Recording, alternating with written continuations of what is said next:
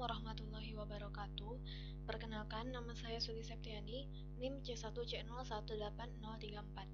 Baiklah, di sini saya akan mempresentasikan materi dari mata kuliah akuntansi keperilakuan mengenai aspek keperilakuan pada pengakumulasian dan pengendalian biaya. Materi yang pertama yaitu sistem biaya tradisional versus biaya standar. Yang pertama itu ada tujuan dan penggunaan sistem akuntansi biaya. Yang kedua ada sistem biaya tradisional atau historis. Kemudian ada sistem biaya standar.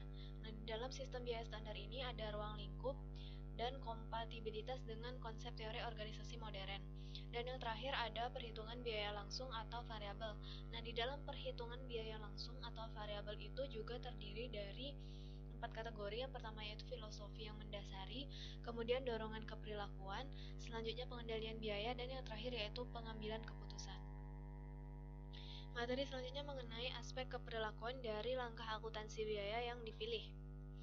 Yang pertama itu ada penetapan standar. Nah, elemen yang paling berpengaruh dalam menentukan keberhasilan atau kegagalan sistem biaya itu adalah standar yang digunakan sebagai kriteria kinerja. Nah, standar yang memiliki fungsi ganda itu berfungsi sebagai tujuan untuk memotivasi pengendalian biaya dan sebagai alat evaluasi kinerja. Selanjutnya, partisipasi dalam penetapan standar. Michael Foran dan Don DeCoster meringkas logika yang mendasari seluruh argumen yang mendukung partisipasi menjadi jika seorang pekerja berpartisipasi dalam menetapkan standar kinerjanya sendiri, maka ia akan membuat komitmen yang tegas terhadap standar tersebut. Nah, oleh karena itu,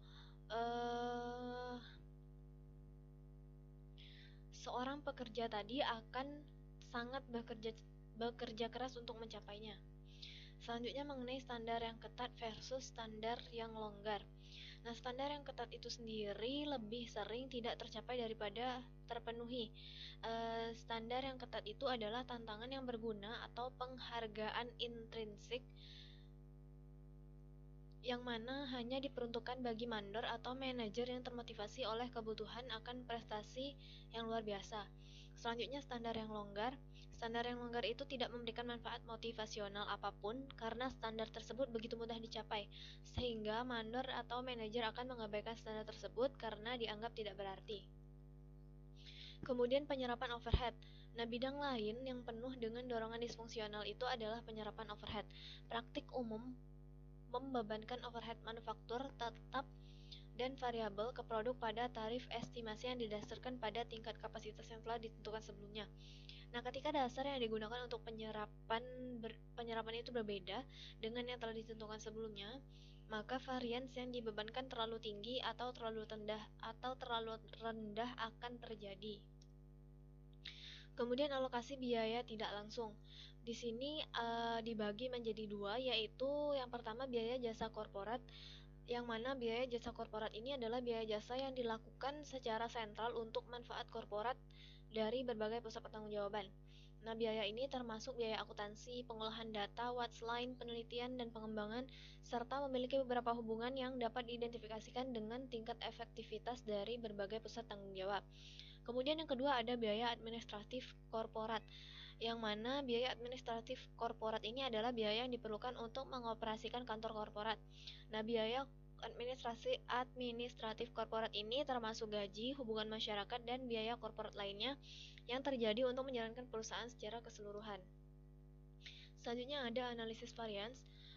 Unsur utama dari pengendalian biaya itu adalah perbandingan secara periodik antara biaya aktual dengan sasaran biaya yang sudah ditentukan sebelumnya, baik itu dalam bentuk anggaran maupun standar. Selanjutnya ada keputusan investigasi varians.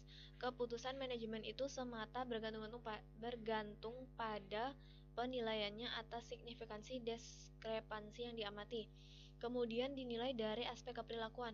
Nah, komponen khusus dari kebijakan pengendalian yang dapat memengaruhi respon manusia itu adalah faktor-faktor seperti batas yang ditetapkan oleh manajemen, jenis hasil umpan balik, keketatan pemaksaan, dan penghargaan serta sanksi yang terkait dengan kebijakan pengendalian. Nah, demikianlah teman-teman, itulah tadi presentasi dari saya. Apabila terdapat kekurangan dan kesalahan, saya mohon maaf. Wassalamualaikum warahmatullahi wabarakatuh.